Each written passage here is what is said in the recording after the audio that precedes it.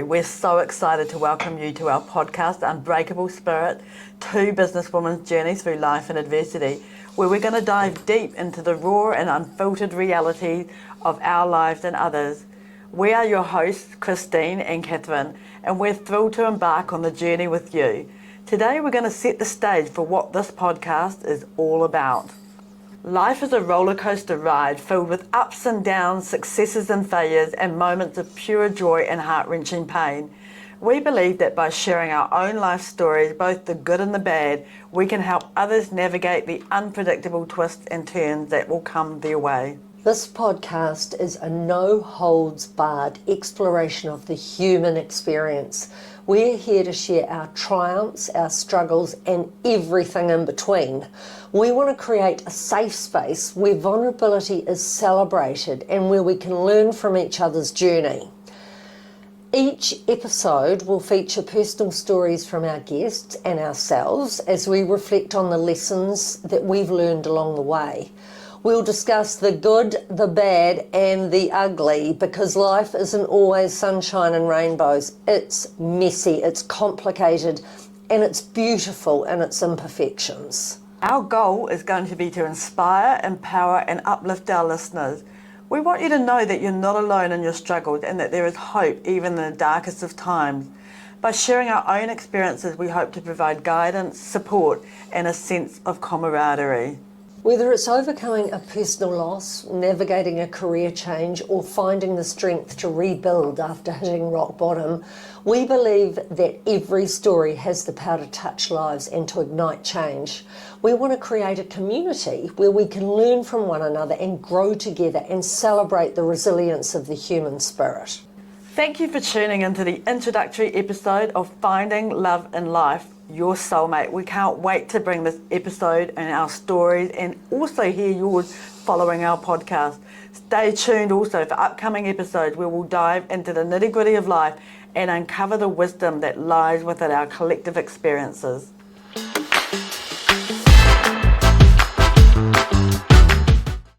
When it comes to finding a soulmate, it's less about searching for that one perfect person and more about understanding who you are first. Take a moment to think about your values and what really matters to you in a life partner. What qualities or traits are just simply non-negotiable? What kind of connection you're looking for? These are some really big questions that can only be answered by really getting to know yourself. And honestly, self-love is a huge part of the equation. If you can't accept yourself, flaws and all, it becomes difficult to find someone who will. So before you dive into a relationship, start by cultivating that self-acceptance and building a foundation where you feel whole on your own. The dating world can be a roller coaster ride. We know that. Whether you're out there meeting people in person or swiping left or right, it can be really overwhelming. But here's the thing. If you approach it with a sense of adventure, it can be fun. And getting involved with new activities and communities is a great way to meet people. As for online dating, the key is to be yourself and not to take things too seriously. It's all part of the process of finding someone who truly aligns with you. Now, once you've found that someone special, the real work begins in building a relationship that lasts. Communication is everything. Learning how to be open and resolve conflicts is a healthy way, and it's so key critical. And emotional intimacy. Make time for each other, listen and connect, but also remember the importance of balance. You need to maintain your independence while also supporting each other as partners. We're going to dive right into this now, Christine. I know we've been with our soulmates for quite a number of years now. Thank goodness. Yeah, I know. We don't have to do anything like left or right, although I don't think I ever did that. No, it didn't. It never happened for me either, but I have a lot of friends who swipe left or right. Yeah, well, I have to be honest with you. It did happen with me once, actually. My friend put me on at a party, and in half an hour, I was like, get me off this damn thing.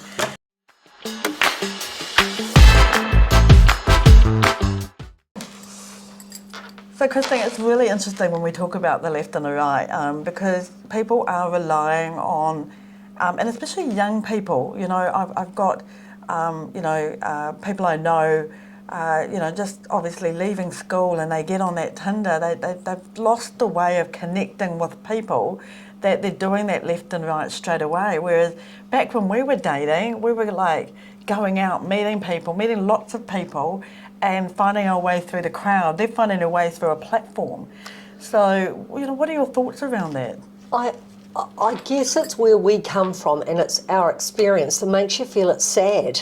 There's all those lovely things about being in a social setting that's where you meet people and how you meet people, and to think it now has to be done through some kind of device seems absolutely unbelievable. But then you say, where do people meet each other? Like, I get it with young people, there's work and there's university, there's stuff like that, but I've been thinking about lately, as you get older, where do you go? Do you want to go and hang out in pubs? Do you go to nightclubs? That soon wears thin, and they don't like old people, that means you're about 30, going to a nightclub. It's a really tough scene wherever you start this process now. And you're a lot younger than me, and I think we came through, though, at a similar time when it was quite different.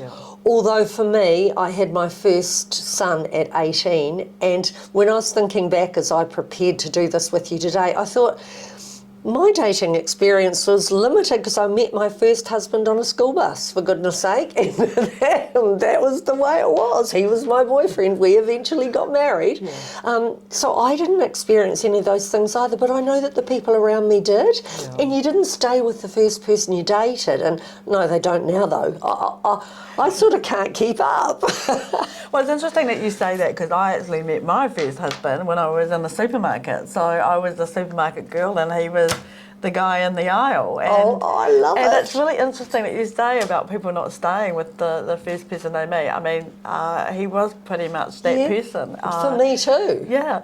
And so we are really similar in that respect. And I hear what you say about, where do people go? Because, as people sort of go through that first marriage and then separation, or even if they don't even get married, their friends are already nesting and doing things, and they're feeling quite alone and isolated. And it's just a really interesting concept about the need to be with someone as well. And I guess I want to explore that with you, because if I look at my own experiences, when I separated from my first husband, and I've only got two, by the way, the first and the second. Unlike myself, yes. Well, we won't go there, but sometimes we have to have a few of those shrieks before we get to the actual prince, or supposedly. But I guess when I think about it, we separated, and rather than thinking I needed to be with someone, I actually just wanted to kind of go out and have that adventure and just meet lots of different people, not for obviously intimacy, but just meet lots of people. And the reality is, and I say this even to my friends now, you have to love yourself before you can expect someone else to love you. But I must admit that I got sick of feeling that I was in a meat market. Like, I'm a natural people person, and I'd go to the bar and then it would be like a fest of interest, when in actual fact I just wanted to kind of like have a drink. Do you know how lucky you were? A lot of people would kill for that today. I know, but it was a different kind of a fest, because I was really honest with you and drilled down on it. It was a fest to get me in the sack that night. Of course it was. Yeah. But now they just have an agreement about doing that anyway, depending which way you swipe, which I still don't quite get. But I think and I keep on saying we're of different generations, and we are, but I also worry these days how casual sex is. Yes. So it's not about finding a relationship, it's just about the act itself, and that's what part of this is about. And if you find someone along the way that you click with, all well and good. But because I've never experienced that, I don't understand how it works. It just doesn't make me feel good. I feel like sex today is like having a cup of tea, where we were brought up to, it doesn't matter who it is or where it is, where we were brought up to take it more seriously. It's not that we didn't want to do it and that we weren't into it. It was just that you did it with a different thought and commitment. It worries me, although I think as we move through the generations, they're changing their view about how they do it. And I look at my eldest grandchildren, quite serious about who they date and who they get involved with, and casual's not really, they're not quite so sure about that, it leads nowhere. And I'm pleased about that. But you did say something else that I think is really important. I was quite late in my life, because I have been married 4 times. Let's be open about it, Catherine. And I didn't plan it like that. Did I hear 4 times? You did. And I didn't set out to do it. And I never thought when I married, oh, well, if this doesn't work, don't worry, we'll just separate and we'll find someone else. No. It wasn't like that at all. No. It was something to do with my background. But it wasn't until I lived alone for a long time, and that long time was about 7 years, the first time in my life I had ever lived alone, because I always had kids or someone around, that I really found out who I was, and I really found the person that I could be with for the rest. I mean, Kimmy and I have been married 15 years, and this has been the happy, I've got the right person. Yeah. Even that I didn't plan, it just happened. He found me, and for some reason, maybe I've grown up. It works really well. I appreciate him. And we often say, wouldn't it be great if we'd met when we were 17 or 18? Well, firstly, we would have had about 10 children, which would have been... And maybe I wouldn't have appreciated him, Catherine. I really appreciate who he is now. And I don't know if you find that in your relationship. Oh, absolutely.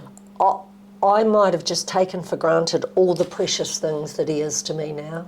And I love how you say appreciated, because and also reflecting on what could have been had you met earlier. And you know, it is something that Peter and I talk about often. You know, I don't know if I would have got my 4 children. I think that he might have kind of stopped at the 2 that I got. But the reality is when you find someone who, you know, is right, is perfect. Yeah, but you're the first thought and the last thought for them. In the same way, you feel the same about them. Like, they're constantly in your head, and it's just something that becomes natural for both of you, where it's a yin and yang, but it's complementary. Absolutely. And look, it doesn't mean that everything's perfect. No. You know, we have our little spats every now and again, and things go wrong. But really, I often think about what is it? What is it? And I was just talking to my granddaughter last night, and I said to her, you know, when you find someone who absolutely adores you... I love that word, adores then you are going to know it's right. Yeah. When someone adores you, there is nothing like it. It is just, it means that you can sort through anything, and that they always put you on a pedestal. I'm really spoiled this time. I'm really spoiled. Yeah.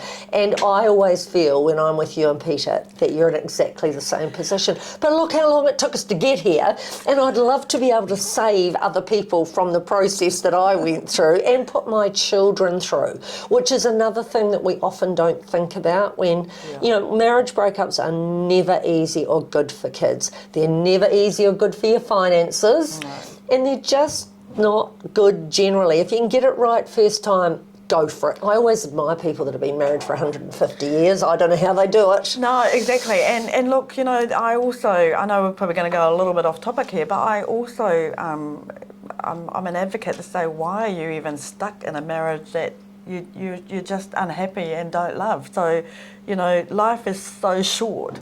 Totally agree. You know, think seriously about your own life too. You know, there's so many people that are staying for the finances, or staying because... For the children. Yeah, the threat of losing the children, but who creates that threat, and why is that threat there? That's the thing that I find really bizarre. And people stay for all kinds of reasons, and sometimes they're awful reasons. You know, when you look at the extreme end of it, which I used to deal with, they'll stay for a pet because that pet will be killed or mutilated or tortured if they don't stay. I mean, there's some terrible, terrible situations in our world, and you can never have anything that's black and white and have a set of rules for what we should all do. And people often ask, why would you stay? Why did they stay all that time? Because they're trapped. Yeah. And getting out, even when you're a very capable person, is a tough thing to do, as you know. Yeah, look, being trapped is just something you can change, though, you know. You sure can. You know, no one's holding you there by a chain. I guess, you know, I want to also talk the reality, because, you know, whilst you and I are lucky that it took us a couple of stumbles before we found the right person. And Quite a few. I can tell Kimmy adores you, and I know you can tell that Peter adores me, and vice versa. The reality is there's going to be some people, and if I use my mum as an example, you know, she didn't find that right person, but she was so comfortable in her own skin. And that's the important thing, is love thyself. And, you know, how do we get people to understand that that is actually even possible? Because you and I have done that. You and I have actually found that, well, I'm talking for myself. No, have you found that position? Yeah? Absolutely. Yeah. So, you know, for me, in fact, you'll laugh at this, the very night I met Peter, which was funny enough at Soul Bar, I'd said to my girlfriend, that's it, I'm becoming a nun tomorrow, I'm out of here, I'm not interested in going out on a Friday night and just about having every part of me mauled, which you might say, you lucky girl. No. Oh, no, I don't mean it like that, but the fact that you got all that attention, a lot of people would kill for that attention, but no, I absolutely get it. And I had said to my family, if I look at another man, I want you to lock me up. And when Kimmy came along, I remember my daughter-in-law coming to me and she said, Christine, what do we do? Do you want to be locked up? I was going, no, don't lock me up. And Kimmy was different. He was very different than any person I'd known before. My kids were, you know, he had a Harley Davidson, he had a chopper, he dressed in a different way, he had rings and jewellery, and he was out there, he was a biker, and they were looking at me like, you've never done this before, what are you doing? And now they say he's the best husband I've ever had. Oh, look, he is. But you can't plan it. It's not something you plan, and I had given up too.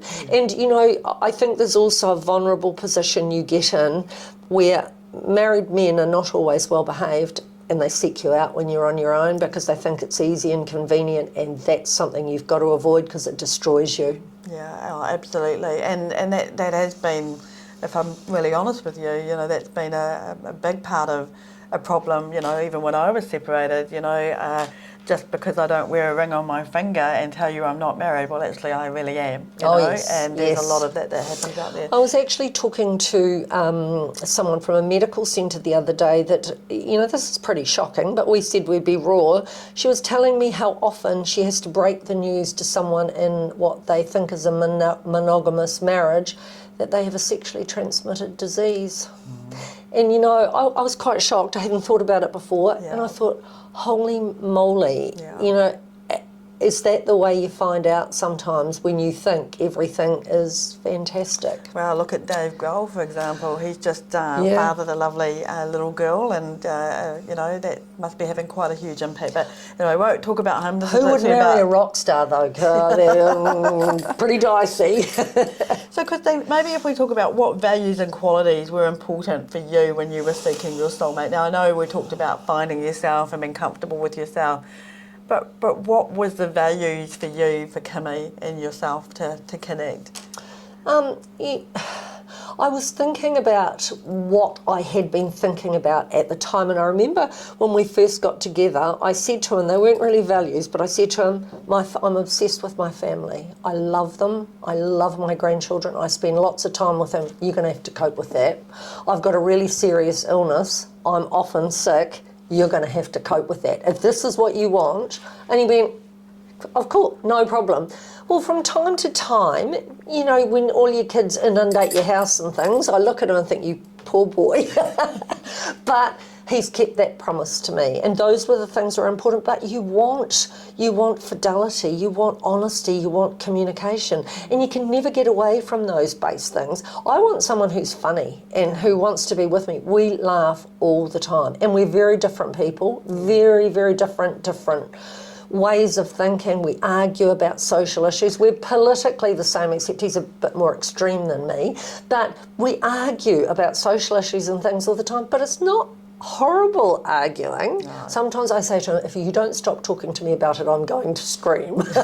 So we do have those. I'm glad you say that, because Peter and I can be quite intense on conversation as well, and the reality is sometimes I have to say, you need to stop. Yeah, because I'm walking away right now. I cannot continue this. And it's funny, like, if I look at my first marriage, I don't really even remember us arguing. Having those kinds of discussions. Yeah, and maybe that's what we needed. Maybe we needed that really healthy debatable conversation. It's not arguing, but it's healthy, debatable conversation. And it's also appreciating that everybody has a viewpoint. And I think Yes. when we're young, we don't have those life experiences that we build up over time, which is why when we've now reached our point where we've got these lovely husbands in our world, that we're able to, as you said before, appreciate each other better. Doesn't mean we don't continue to have those difficult conversations, but the reality is that we're a little bit more tolerant of it. May not be in the moment, but certainly we come back and we don't just run off into the sunset. So I guess if, you know, just talking about appreciation, you know, as we get older, we do need to understand that, you know, we're not going to get that perfect Barbie and Ken.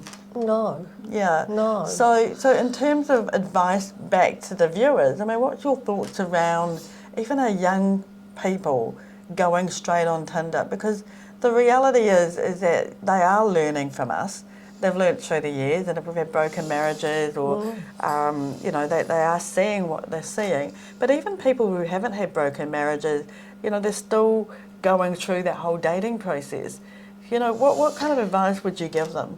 Well, I think if you can avoid it and do it in a different way, which is a personal way, whether you're meeting them somewhere where you're sporting or even going to normal things like parties, and then surely to goodness that's an opportunity. But, you know, I almost feel inadequate. Who am I at 70 to be giving young people advice? Because their world is totally different than the one that I and you, much later than me, grew up in. Yeah. But I do talk to my grandchildren a lot. Sometimes, especially my grandson says, please stop, Annie, please stop. You don't need to know these things, and I'm not telling you. But it is really hard to give them advice, but it just seems so unnatural. It seems wrong. And you want to save them pain, don't you? But I'd still say, find someone who utterly loves you. Utterly loves you. Yeah, and be authentic about it as well. Yep. You know, I guess I want to wrap this off by saying, and I'm going to go back to the fact that, you know, you and I are both business coaches and we can't help ourselves. We help people all the time in life. But I go back to my philosophy around marketing is like dating and branding is the reason they say yes. And it's very good. And the reality is that when you go out to a bar or you go out somewhere, whether it might be a social sport, that's your brand. That's what gravitates people to you. Yeah. And you can't do that with a left and a right swiping. And so that's the missing link, I feel, that people are really missing. But get amongst it. Go and talk to other people. Get experiences and really build that whole storytelling piece up, so that when you are actually in the moment, it's okay to walk away with nobody and be by yourself, but it's also okay to wait for the right person as well. And I see it with you, and for me it's really important. Kimmy is my friend, and it's really easy to say he's my best friend, but he really is. I can tell him anything. He's wildly overprotective, and I've been looking after myself for a long time. Sometimes I have to pull him back and say, no, you don't have to do that. But to have someone you can utterly rely on who's not going to turn on you and say, you know, that is appalling, he is always on my side. Always on my side. And I think if people can start with a friendship or develop a true friendship, that is big. That is really big. Yeah, that's foundations, right? Yeah. Important foundations. Yeah. Well, look, I think we're going to wrap that up now, and I'm sure we'll explore this topic again later. I'm sure we will. I'm really keen to kind of, you know, sort of get more of an understanding around why people go and do, you know, this straying or, and, you know, just not even going out and getting amongst it, really, you know. But, hey, look, it's been fantastic to kick off our podcast straight out the gate, talking about that. And, you know, I'm just so happy for you and I that we've got some amazing men who really do value, appreciate and adore us, and how lucky are we. But, you know, maybe you might not meet that person, and maybe that person that adores you, appreciates you, is yourself, and that is fine too. So we're going to end off that podcast now, and we will be back with another podcast very soon. Stay tuned. Bye-bye.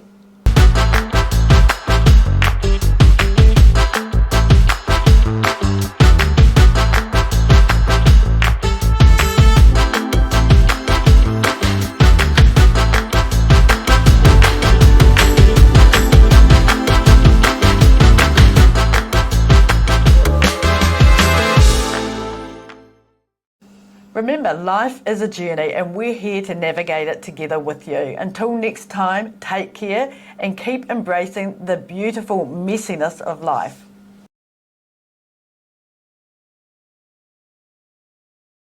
Why do you think that people gravitate to you to you know, they come in for a season, but that season is all nice and beautiful and daisies and all that, and then suddenly ghosted, gone, and that's the bit that hurts me the most.